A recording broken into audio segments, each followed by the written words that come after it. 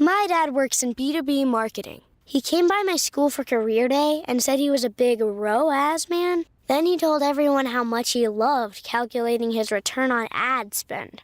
My friends still laugh at me to this day.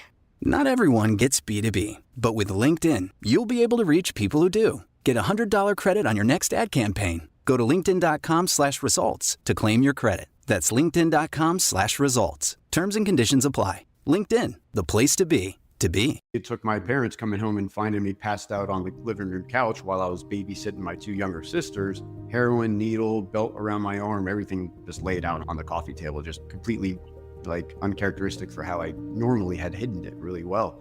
So I think I manifested that to happen because I've been dying to get help and trying to figure out, how do I ask my parents or tell them I have help? Do I tell them I have a pill addiction? Do I tell them the drinking's more out of control than they knew? I was trying to find a gentle way to break it to them. And so that happened. And then the next day they were on the phone with treatment centers. This was back in 2002, the summer of 2002.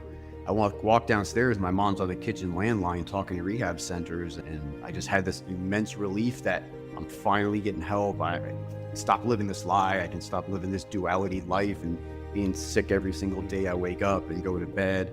And off the treatment I went, and I'm looking at 22 years sober now.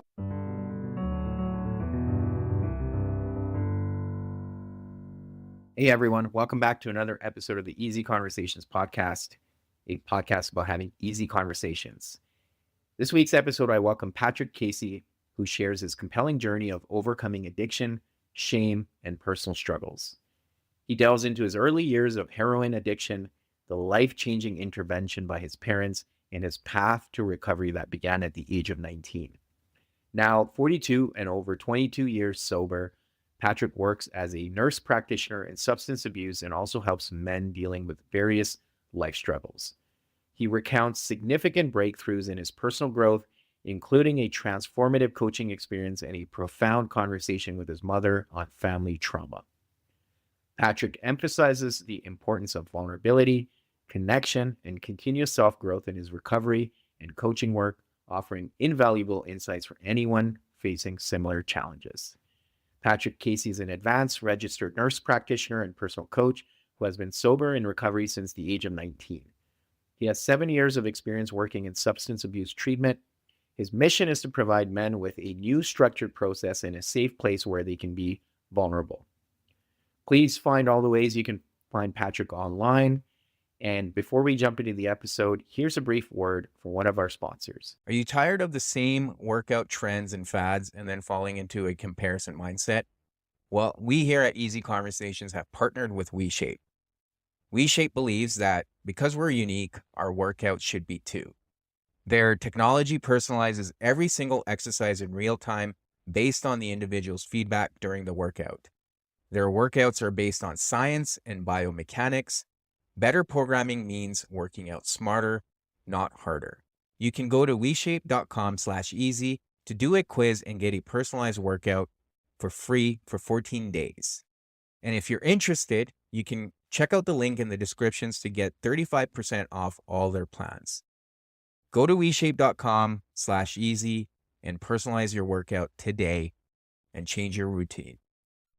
Patrick, welcome to the Easy Conversations podcast. Thank you for joining me today. Thanks for having me on, Furkhan. Yeah, I appreciate it. I'm looking forward to our conversation because I think there's a lot of insights in terms of the journey you've been on. And I think a lot of people can relate because it's so easy to get stuck and get trapped by shame. And that's been my experience when I'm working with people in the addiction space. But in general, I think shame can be very debilitating.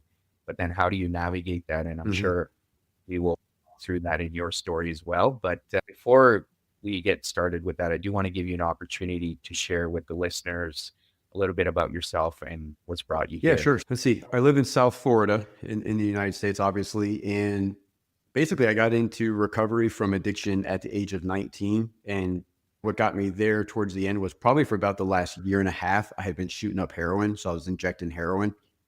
And I had been trying for about 6 months to try to kind of get clean on my own, trying all these different methods, trying Patrick's way over and over, as you've heard a billion times. And I never tried getting help, like going to rehab or doing 12 steps. I didn't try, or therapy. I didn't try any of those. It was just, what can Patrick come up with? And basically it took my parents coming home and finding me passed out on the living room couch while I was babysitting my two younger sisters. Heroin, needle, belt around my arm, everything just laid out on the coffee table, just completely like uncharacteristic for how I normally had hidden it really well. So I think I manifested that to happen because I've been dying to get help and trying to figure out how do I ask my parents or tell them I have help. Do I tell them I have a pill addiction? Do I tell them the drinking's more out of control than they knew? Like I was trying to find a gentle way to break it to them. And so that happened. And then the next day they're on the phone with treatment centers. This was back in 2002, the summer of 2002. I walk downstairs. My mom's on the kitchen landline talking to rehab centers. And I just had this immense relief that I'm finally getting help. I stop living this lie. I can stop living this duality life and being sick every single day I wake up and go to bed. And off the treatment I went, and I'm looking at 22 years sober now. I'm 42 years old. I got sober at 19, and now I work as a nurse practitioner, and I work in substance abuse. And so I deal with people like me every single day, and I've been doing that for about 7 years. Yeah. So it's awesome. So that's what got me here. And then I hit another bottom a couple years ago, and that got me into trying out working with a coach, and she just broke me open and opened my eyes to so many things. So I was like, I want to try to utilize this work and these methods with other men that maybe don't have just substance abuse, because I've been helping people with addictions for 22 years. I was like, but what about other guys who don't have addiction issues that might be struggling with day-to-day stuff? So that's what kind of got me into doing this whole thing that we're doing. Yeah, no, I appreciate that. And as you shared, you were 19 at the time, but I'm curious to understand because 19, still pretty young. Yeah. It's tough, right? But do you know why it was hard for you to ask for help and then wait for someone else to come and bring that help to you? Have you been able to understand that? Shame, like we were talking about before we started, I think is just the biggest thing, because both my parents are pretty heavy drinkers. There's alcoholism throughout my family. Nobody's ever talking about shooting up dope and putting cocaine up their nose. So again, this is out there. And I had a friend who was in rehab who I was running with, and I had been asking him, I'm like, Chris, what are these meetings about that you've been to? What is this and that? And he's like, it's horrible. You don't want to mess with that stuff. And let's just go do our thing. And so he kept talking me out of it, but I knew deep down inside, I don't want to do this anymore. I don't want to keep doing this. But like, how do I do this? And I'll get really sick for a week and a half, using other things and drinking more and trying to figure out, okay, maybe I'm past the worst of it. And maybe I'll just sell the heroin because that'll be smart. But I'm selling the heroin and I'm pinching out a little bit at a time just for a rainy day. And then I start the cycle all over again. But I was like, when I was down in those deep, dark places, maybe now's the time to ask for help. I couldn't get the courage to. So to answer your question, like, I think just shame. And for me, my addiction started young, 10, 11 years old. So. Yeah. And that is tough. And I think what you're touching on is with your parents' alcohol use, not to pass judgment, that can make it tough too, right? Because everyone around you is in that escape mode, which kind of brings me to the next question around what you shared with when you're working with men. The substance use is just on the surface, right? The addiction can manifest in so many different ways, and often we just focus on the substance use. How's your understanding evolved around addiction, and how has it helped your ability to work with other people? Seems like it's almost, you could always tie it back to some sort of trauma, which if you tell me your trauma, I might be like, really, that's it? Or I might think, holy cow, how did you survive that? But we all have our perception of our trauma, right? Like I can tell you a bunch of trauma I had. You'll probably agree, yeah, that was pretty bad, but that's not that bad compared to some other people. So does that really justify needing to escape and numb? And the answer is yes, because we're all individualized. So I had that need. And so I see other men doing the same thing. And as maybe it's gambling, maybe it's sex, maybe it's being a workaholic or a friggin' rageaholic, maybe. I see it always tied back to something like that. And also as too, like just really poor coping skills. And a lot of it is self-sabotage. It's a lot of, for whatever reason, subconsciously, we may not even be aware of it. We're sabotaging ourselves. Why? Because we don't feel we're worthy. We don't think we deserve this and that. So we start to get some of those things back. And you've heard it a million times. People in recovery start to get those good things back. And then they just completely tear the structure down because it's getting a little too good. I'm used to the chaos. I'm used to the drama. I get bored. Idle hands causes destruction. So I think a lot of it too is I had to get to a place for me, which again, I got to again about 2 years ago, which is like, no, I'm worthy. I'm worth having these things. There's no reason. There's an abundance out there in the universe for all of us to have everything that we want. We just have to believe that we are entitled to it. Like we are worth having that. Yeah. And I didn't think that for the longest time, especially in my childhood. The overall arching theme was insecurity. I felt insecure in my childhood and confused. And so I see a lot of men that have the same stuff going on, especially like you said, with addiction, a lot of confusion with all kinds of things, right? That they're confused about.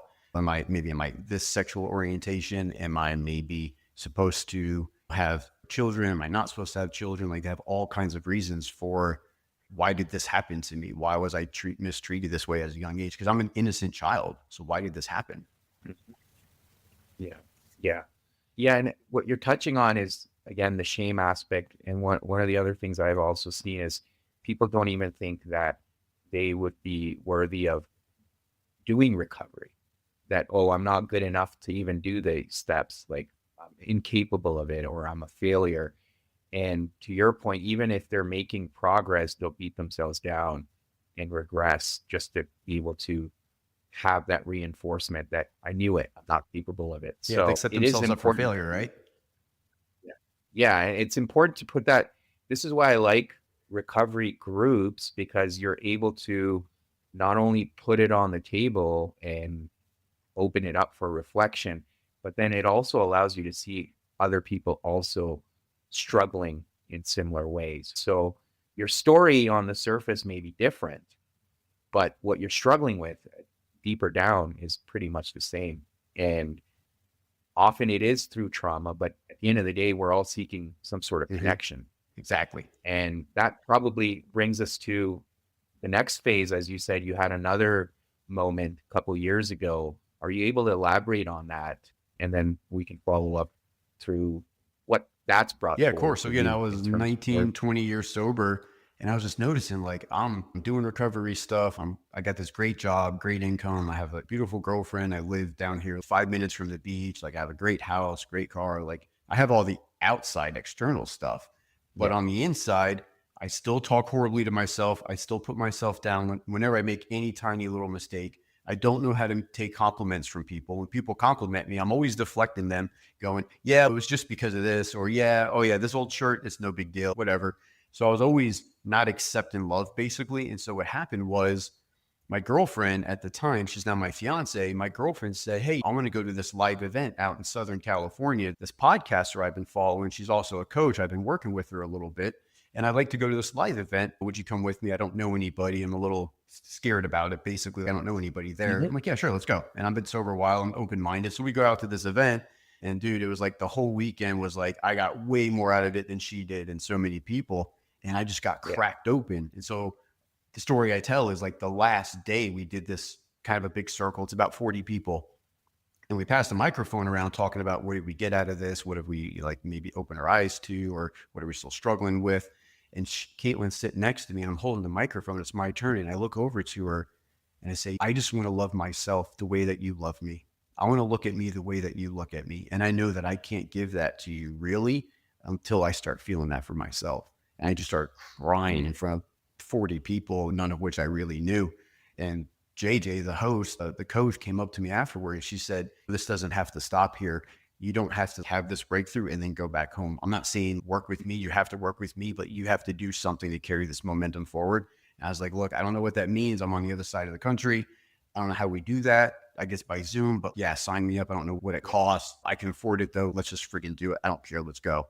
And it was just that desperation. Like I had again at 19 when I went to rehab, and I had that same feeling of like surrender. Like, all right, cool, let's go. Cause I've done therapy. I've done antidepressants in my early 20s. I've done all the self-help stuff, the recovery stuff. And I was like, I'm still like, why am I still not getting there? Just feeling what's wrong with me? Why do I still feel defective? And so she broke me open, like the 6-month course I did with 4 or 5 other people. And now I have all this material that I can use. And I've been using and helping with some friends, some other guys with coaching, and it's just killer. So I'm hoping to take this material into some of the rehab centers and do some free workshops and see if I get the material and some momentum going, and then maybe work with some people privately afterward. So it's just been huge, humongous. Yeah. Yeah. So you're talking about that breakthrough because often that pressure builds up and then things just happen. And a lot of times people will fall back into the addiction cycle or, like you mentioned, self-sabotage. But for you, it opened up a different path. What was going on up to that point? I know you touched on the self-critical voice you had, but what do you think allowed for that breakthrough to happen? What was it about that moment that I was having created some that? rage episodes, some like road rage episodes, like getting cut off and, oh, you're not going to get away with this. And I'm like, I'm seeing myself like outside of myself going, what are you doing? You're a sober man, a good member of this society. You help people. What the heck is wrong with you? What is going on? And the only thing I could always keep tying it back to is like, I have some unresolved childhood stuff still. How? I'm 39 at the time. Like, how do I still have some unresolved crap? Like, this can't be. I worked my ass off, and maybe I worked my ass off with everything else. I just kept myself busy because I do a lot of cool, fun hobbies and do a lot of cool shit. But maybe I'm doing all this other stuff and I'm distracted. I'm not having that peace and quiet time to allow myself to, like you said, have the connection and have some of these things come in so I can really see what's really going on under the surface. I didn't know. I just couldn't figure it out because I was too busy. It was too busy. That's how I've always been. Let me get all these degrees and accolades and letters after my name and show everybody what a cool, upstanding guy I am and all these cool, fun toys I have. And it wasn't fixing it, man. It was still there. Yeah. Yeah. And I think you touched on the insecurity piece, right? You're talking about the achievements, and I can relate to a lot of that too. And then you talked about leading up to this event, having the house, the car, the partner, having all those things. But if the insecurity is there, it's never going to be good enough. You've also told me that you went through a divorce. Now, did that help with the insecurity or did that make it worse? I wonder how was that for you navigating the divorce process? Because I think a lot of times those are moments in our life to reflect. And sometimes it's easy to feel like the victim, right? And then just keep moving on with life, or taking those opportunities to really do an internal audit around, okay, what's going on here? Sometimes that's just part of the growth. There needs to be more that needs to happen further on, as you've shared. But what was that for you, and how is the insecurity still manifesting itself? Yeah, it was definitely a mixture of all of it because now it's like, we've been together for 10 years, married for 4. So now I'm going to be alone. What does that mean? Am I like, how much of a man am I if I couldn't like make this relationship work? And my parents divorced when I was in my early 20s. So I was already well off away and all that. So it didn't really affect me too much, a little bit emotionally, but it wasn't like devastating. Like I was still a child at home. Right. And the funny thing is, I know you didn't really ask me this, but the funny thing is it actually brought my dad and I closer because we hadn't really had much of a very close relationship outside of sports, and he'd coach me and stuff. But this was like something we could bond through. And he actually helped me with some books and different things that helped him get through his divorce from my mom. And I'm having this like, holy crap, my dad's actually helping me out in this way. This is really cool. And so it brought us together closer. We say, I love you more. And every time we talk now, we say, I love you to each other. So that helped there. What was going on was pretty much what was happening about 2 years ago, where I was having rage episodes. I was like scaring my wife at the time. And what was happening, I was having these like flashbacks of, holy cow, I'm acting out my parents' marriage that I experienced in my childhood. I'm saying the same things one of them would say. I'm doing the same hostile, abusive things. I'm not hitting her, but I'm slamming doors. I'm punching holes in the wall. I'm throwing chairs into the pool. Like I'm out of control. And so this is unacceptable, obviously. And again, I wasn't fully to blame in the relationship because she has her baggage too that wasn't worked on. But then we went to marriage counseling, and it was, the writing was on the wall that she was done with it. But I kept trying and trying. We're going to marriage counseling. She's not doing anything that the counselor's saying. Why don't you guys do these, exercise these? She's going out with her friends and drinking and just coping the way she can. And so finally one day we're with the therapist, and I said, look, we're spending money, time. You're not doing anything that we're supposed to be doing. I'm trying my best to make this work. I want this to work. I know where I've been wrong. I want to do my part, but you're not doing it. If you're done, just please say you're done so we can just stop and let's just move on, because this is going to suck already. Like, I don't want this to drag out, right? Like, basically, rip the Band-Aid off me right now. Let me hurt like hell. I don't like the dragging this out. She said, yeah, I'm done. And I was like, thank you, finally.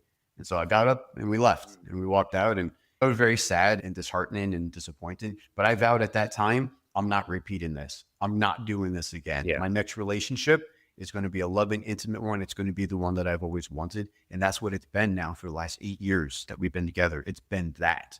Yeah. And it's awesome. And it's Yeah. because I learned a lot of those mistakes in masculinity, femininity. I learned what the hell those actually are and how those things work together, and not to get complacent in my relationship. So I don't treat my fiance like a buddy, like a pal, even though we do a lot of things together. I treat her like a Yeah. lover. I surprise her still 8 years Mhm. later. I surprise her. I say, hey, put on something nice. We're going to go out to dinner tonight, or we're going out to the show. What show are we going to? You'll see when we get there. And she gets that anticipation. And that when you first start dating somebody, you bring that back up and it keeps it alive. So I knew I was not going to do this again. And Yeah. it was a very insecure feeling. Like, who am I as a man? I couldn't make this relationship work. I'm a failure. Yeah. Yeah. No, and I appreciate that. Thank you for sharing all of that. And one of the things to note here is those feelings will still creep up because the healing journey is never ending. It's ongoing.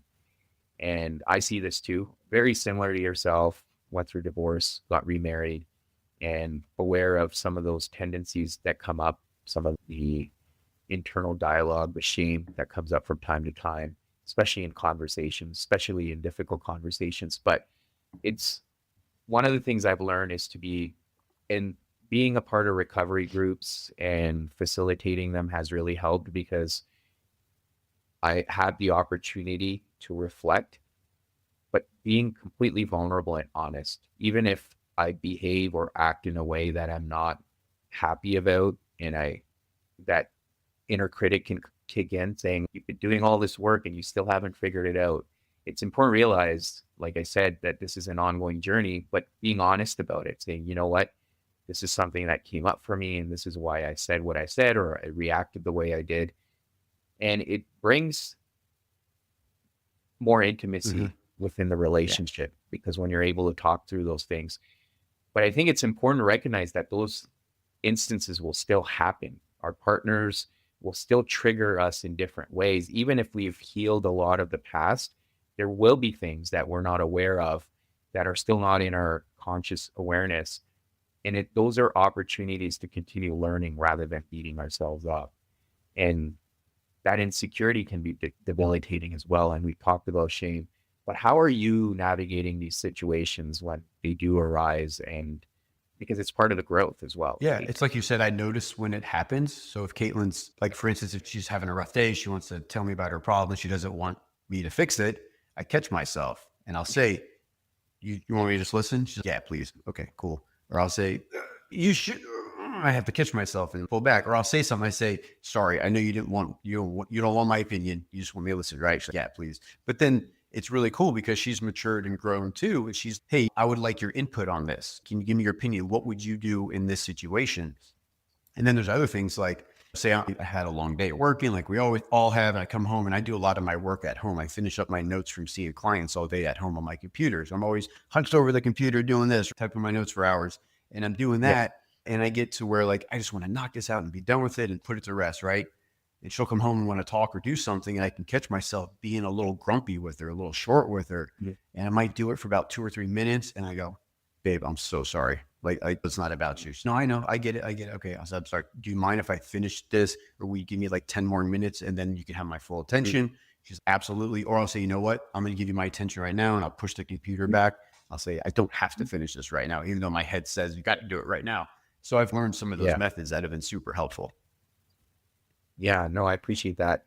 And we've talked about connection. And I think one of the biggest things that help people or enable their recovery is being able to connect to themselves and whatever spiritual connection they are able to resonate with. How has that been a part of your practice and routine? Because what I've found is that's something I need to attend to almost daily, because it's so easy to get disconnected from self, whether it's deadlines, work, stress, things that come up right out of the blue. And then you can completely get disconnected and not be your true self or not feel grounded. And then those little things can irritate you or trigger you. So I've had to be extremely disciplined, and I still don't have it figured out, because there are times where I can notice myself, the chatter is just going off the rails.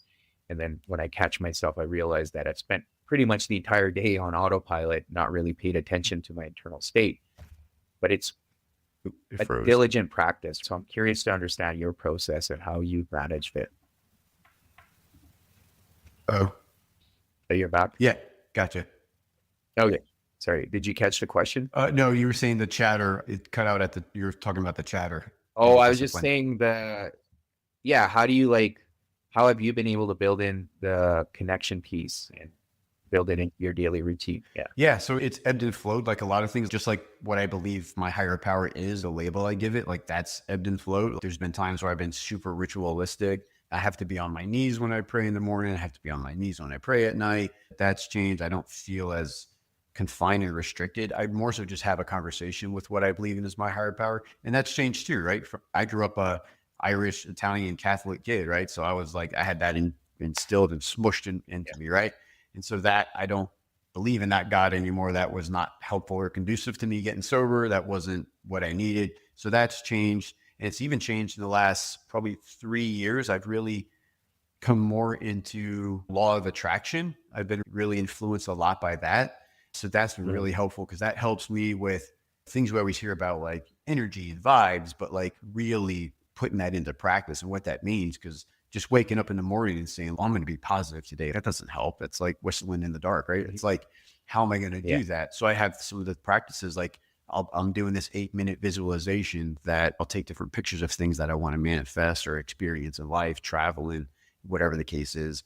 And then I do an appreciation journal. I try to do that every morning. Again, most mornings, certainly not every morning. And I also do I added to that like 3 to 5 things I want that I'm looking forward to. And some of those are things that I actually have scheduled on the calendar that are going to come up. I'm looking forward to, like going to the scuba diving trip to Bonaire, going to Italy, but maybe there's some other things that I don't have scheduled that I'm looking forward to just in life happening. So I like that because it gives me like positive things. And then I have guys that I've talked to that are in recovery that I can talk about things and just bounce things off of. And so I found for me, talking to people like you, talking to people, that's where I get that connection really more so from my higher power, because I feel it inside when I do it alone and I actually can slow down and have some quiet time. But more so I get it from hanging out with other guys that are on the same track as me that really helps me out. So it's been cool because I just talk to my higher power all day long, going about something's going on. Like you said, I got that chatter, things are going, bouncing around, and I go, all right, hey, you know what? Who's in charge here? What are we going to do about this? What can I actually deal with right now?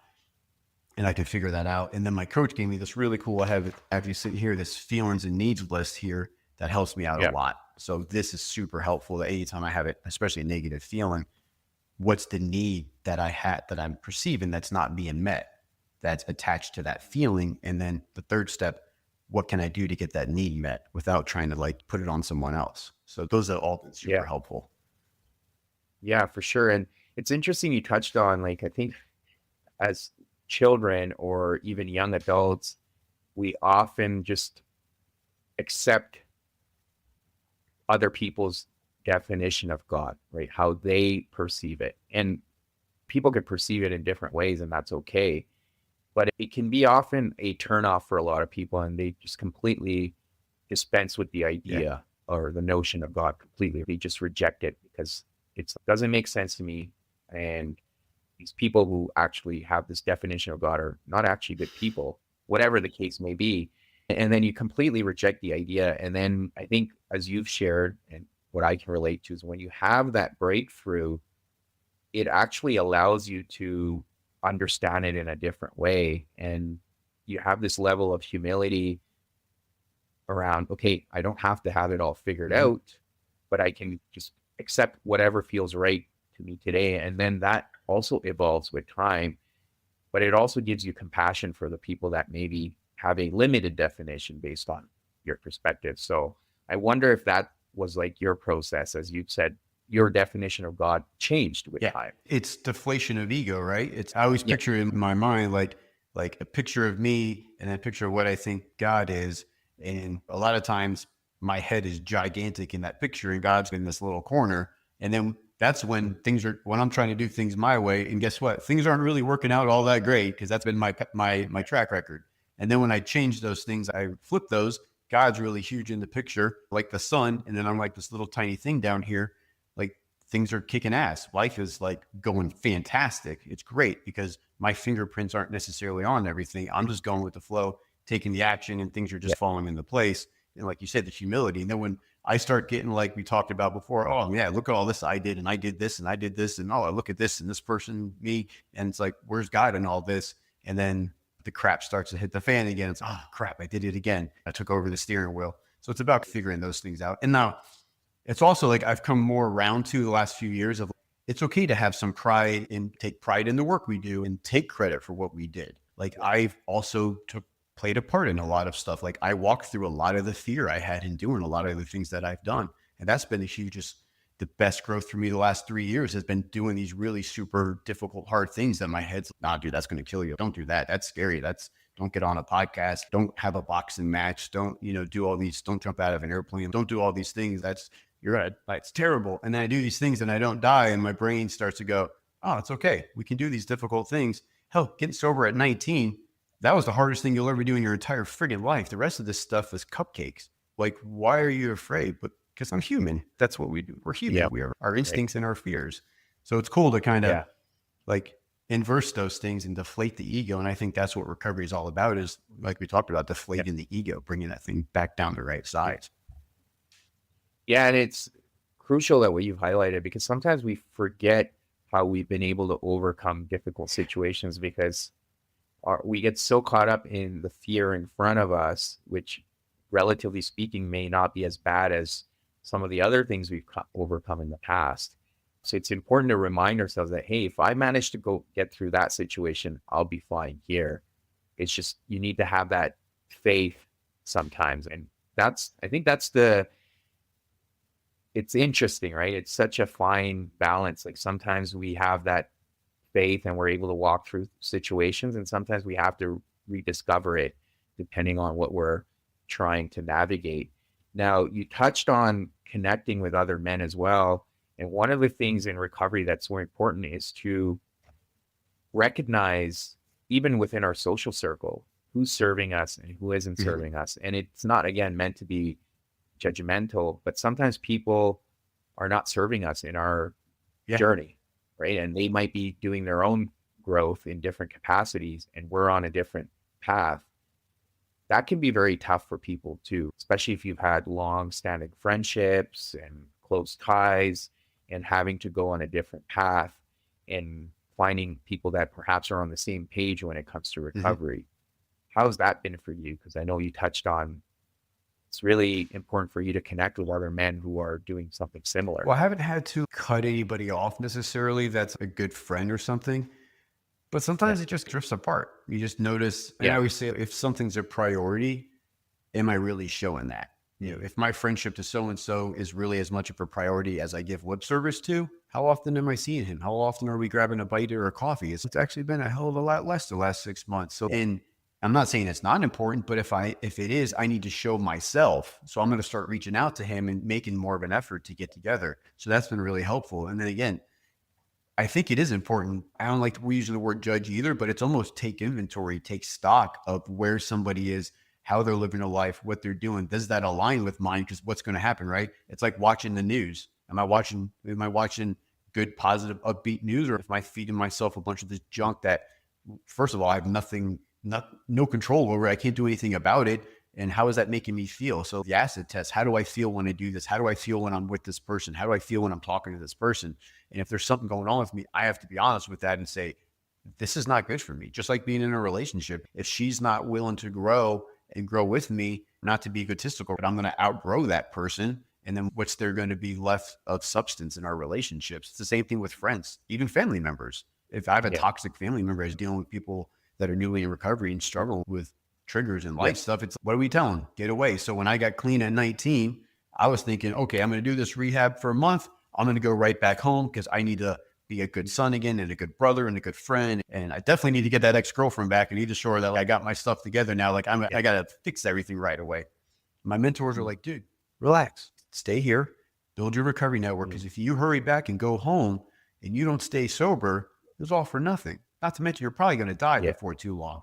So stay here, see what happens. And before you know it, man, 10 years had gone by and I never went back to live at home. I became my own person. Yeah. So it's like having people that can, the checks and balances. And for me, it's always been really important to do a pros and cons list what are the pros of doing this and the cons and vice versa. And that's what's always shaped it out. And then, like you said before, the whole faith aspect is having a track record. Like the longer we do something, we build that track record. And I always say I fail forward, I fall upstairs. And I've done a lot of dumb stuff in my 22 years of recovery that you would think, holy crap, but it ended up like opening the doors for all these other things I didn't even know. Like for me to be a nurse practitioner, to have a DEA license and to prescribe medicines and do all the stuff that I do, that wasn't supposed to happen. That wasn't in my mind, in the cards. And so many more examples. I won't bother wasting time with so many things that are like, that's not supposed to happen, but that only happened because you fell on your face. If you didn't fall on your face over here doing that stupid thing, those other avenues never would have opened. And I believe those things were supposed to shape out that way. Just like getting clean at 19, I was supposed to pass out on the couch and my parents think that I was dead. Like that was supposed to happen. Otherwise I was literally going to die. Yeah.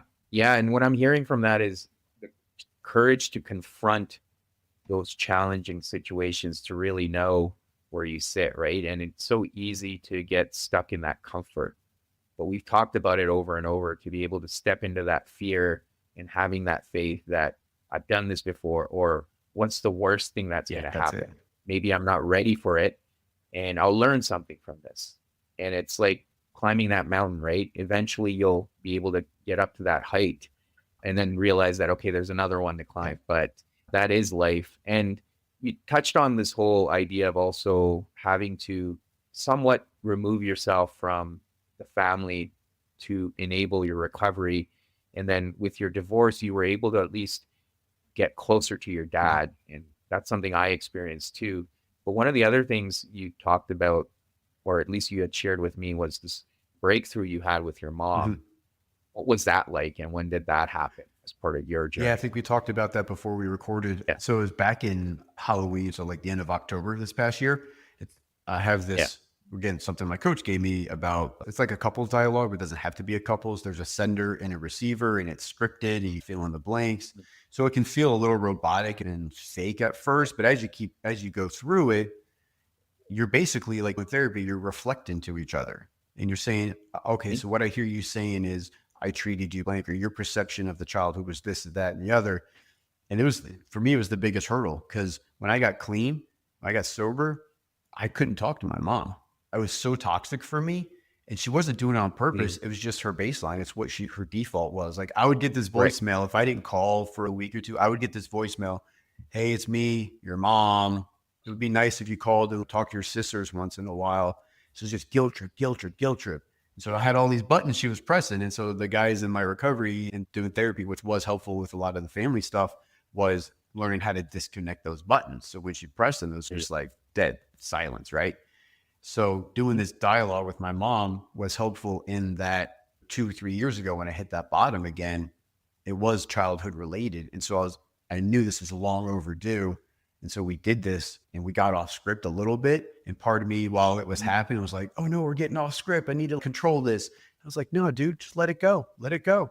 And my mom was crying. She was breaking through. I was crying because she was crying and it was getting emotional. And the hardest part really was probably not soothing her, because my default was like, I have to take care of her. I have to be responsible for her feelings and soothe her. But it was like, no, mom, you need to cry. I'm not going to tell you don't cry. I'm not going to hug you. I'm not even going to touch you. I'm going to let you sit with this and feel this and let it process. That was the hardest part. And then me having those same emotions and feelings come up. So it was huge. It was just a giant breakthrough. We've been able to talk about a lot more stuff since then. And she said that like she had really felt a distance between us over the last few years. I just realized, I just thought I was living my life as a 40-year-old adult man. It was and I think in recovery, we talk about especially those relationships. And often it is, you touched on earlier, our relationships with family members. And sometimes you have to create that separation or distance or even set boundaries. But we talk about hooks, right? So they know how to hook us in because there's that established pattern from the beginning. And it's easy to get sucked into it. And like you said, you have to separate yourself and recognize what those buttons were so you can not fall into those traps. And that takes time. And then you have to set those boundaries. But the other piece around having that conversation with your mom, I think it's easy to have expectations, right? That, oh, this is the response I may get. They may say yes, they may accept responsibility, and everything's going to be great. And then when things don't go as we expected, we're only setting ourselves up for failure. What I've learned is you go in with the mindset that you're doing this because it's good for your healing, irrespective of what the outcome is, right? This is something you need to do. What was your mindset going into that conversation? Did you have any expectations? And yeah, what were you going in with? Yeah, definitely. Yeah, it was a good question. I went into it definitely like childlike fantasies. Oh, this is going to be the big breakthrough and this is going to heal everything. But then when I would temper myself, I would say, okay, first off, I know she's open to this. So I'm not afraid to ask her, hey, can we have some time to do this exercise? I knew she would be open to it because she respects the hell out of me and she loves who I am as a man and was very proud of what I've done with my life and my chance at recovery that they gave me, right?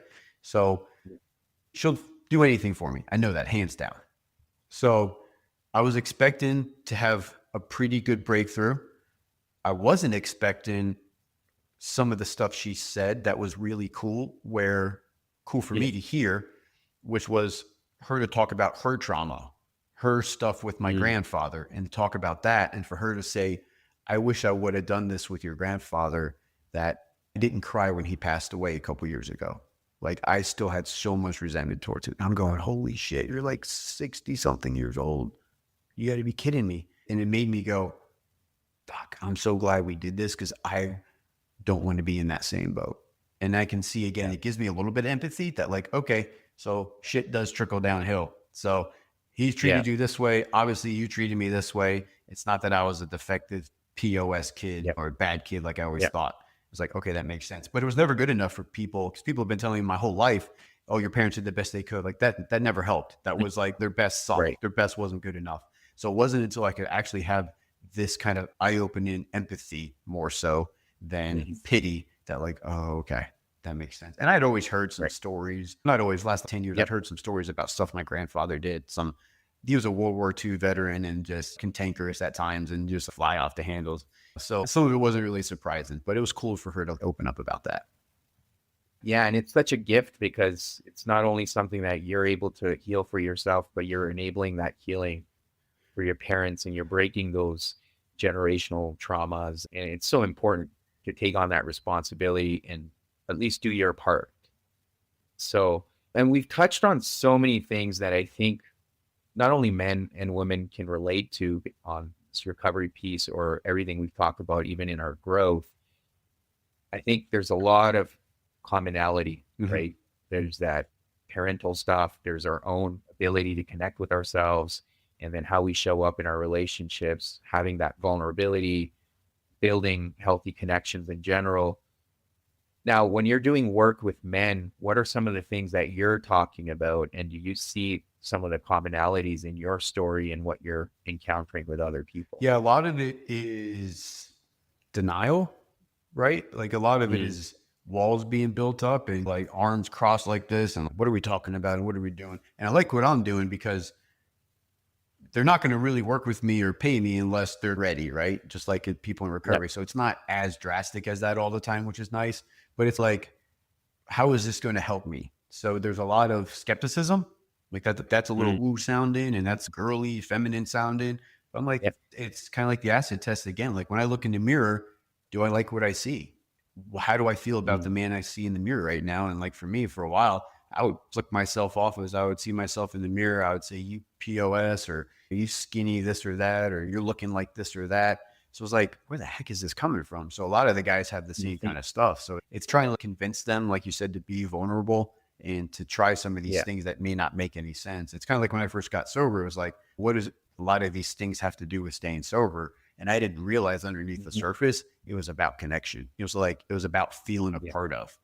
That's why we cleaned ashtrays and we set up chairs and we made coffee and we drove people and we answered the phone and made phone calls because it made me feel a part of, because I felt so alone for so long. I felt like nobody understood me, right? Like you hear about the terminal uniqueness, like that's how I felt. And so a lot of men come to me feeling the same way. My wife doesn't understand. She's nagging me all the time, or my mom is pestering me about this or that. And So it's about helping them see it, but also taking the lead role and being vulnerable. And so that starts with me saying, here's my soul, and just bearing it to you and saying, look, I get it, because all of this stuff that we've been sharing for the last hour we've been talking, like I share a lot of that stuff and some deeper stuff with them that makes them go, oh, okay. So it's okay if I tell you about the time when this happened or that happened. Yeah, I agree with you. And I think, like you said, the willingness needs to be there. And sometimes it's all about perspective too, right? Like we touched on it before, the inner critic could kick in. But for a lot of men, the willingness takes time. But even recognizing that I am here, right? I'm sitting here, that is progress. And one day I will get to the point where I'll feel comfortable and open up and share. But even when you're absorbing from other people, that is progress too, because you're hearing some part of yourself in someone else's story, or you're hearing how they're navigating a difficult situation. And at least you feel like you're not alone in it. And I think all of that is progress. But when we're beating ourselves up and we're stuck in shame, it's easy to lose sight of that and just say, I just come here and do nothing. It's identification, right? So it's about, Yeah. because again, me at 19, like, what do I have to do with the 60-year-old guy that's tons of DUIs and this and that? It's like, but we had that. I could identify with the loneliness. I could identify with feeling like nothing was working out. I could identify with like feeling everybody got the manuscript or the manual for how to be a human being, and that wasn't put in my crib when I was a baby or something. Like I missed out on that. So like, that identification, even if it's like, hey, we're all a bunch of F-ups. We're all F up together, right? That's what we do. Like I played on sports my entire life. So I knew about being on a team and having a common goal together. And that's what it was in recovery. And so when guys want to do the coaching thing, it's about let's learn together and grow together. It's not I'm your leader, you're my follower. That's somewhat maybe the half blind leading the blind, but let's work on this together and grow together. So that's the cool thing, is a friendship can develop, which is like the best part about it. Yeah. Yeah. And that's one of the things I've really appreciated, is as much as I don't look at myself as the leader, more as a guide, but even then I'm also learning and growing through that process. So I appreciate that perspective too. And Patrick, I really appreciate your vulnerability and everything you've shared with us today. But is there anything else you feel like we didn't touch on that is of value and something that the listeners can also learn from your own story that you would want to touch on? I think it's really basically, how do I help somebody in my life that doesn't want help or doesn't know they need help? Is about how do I reflect that to them? So that's like the big piece, is you got somebody struggling. How do I do it without nagging them? Sometimes it's just checking in on them once in a while. Hey, how are we doing today? Hey, what's going on? But mostly it's about, it is in this respect, being the leader and leading by example. So start doing some healthy habits. If somebody's let themselves go, whether it's physically, medically, emotionally, and then hope that they join along, or invite them. Hey, honey, you want to go for a walk after dinner for 20 minutes tonight? And just ease somebody into stuff. And then eventually all these awesome doors can open up. And then they start, like, now they're doing yoga with you, or they're doing meditations with you, or they're going on these retreats with you. That's like really cool stuff. Or now they're working with a therapist or a coach that before they were completely closed off to doing. So I think that's the biggest thing, is how do I help somebody else? For sure. No, that's great. Now, for listeners that want to learn more about you or your work, what are some ways they can do that? The biggest one is, or easiest one, is probably my website, patrickcaseyjr.com. So that's Patrick and then Casey, CASEYJR.com. I'm also on Instagram at Patrick Casey Jr. And then Facebook too, Patrick MC Jr., Patrick MC JR. And on my website, I have 2 free courses, online courses, if people want to watch. It's 60 minutes long. One of them is about 3 steps to breaking through self-destructive patterns, a lot of stuff we talked about. And then the other one is, I like it, really happy with it. It's, the title is Mail Ordered Support, MALE, Mail Ordered Support. And it's 5 ways to deliver help to the man in your life. So play on words with mail delivery. So it's pretty cool, man. So I've had a lot of really great feedback from that. Yeah. Yeah. I appreciate that. Thank you so much, Patrick, again, for coming on here and sharing. Yeah. Thanks for having me on. I appreciate the time. Thank you for checking out this episode with Patrick. As always, please subscribe to the podcast on Apple, Spotify, or YouTube. That's the best and easiest way to support this podcast. And on Apple and Spotify, you can leave up to a 5-star review. These reviews are really helpful and appreciated. Please check out the sponsors in the description, as well as evergreenpodcast.com for their network of podcasts, including Easy Conversations. And finally, please subscribe to the Easy Reflections newsletter, a zero-cost newsletter that goes out weekly, where I explore different mental health topics and provide insights for the reader. Thank you again, and until next time.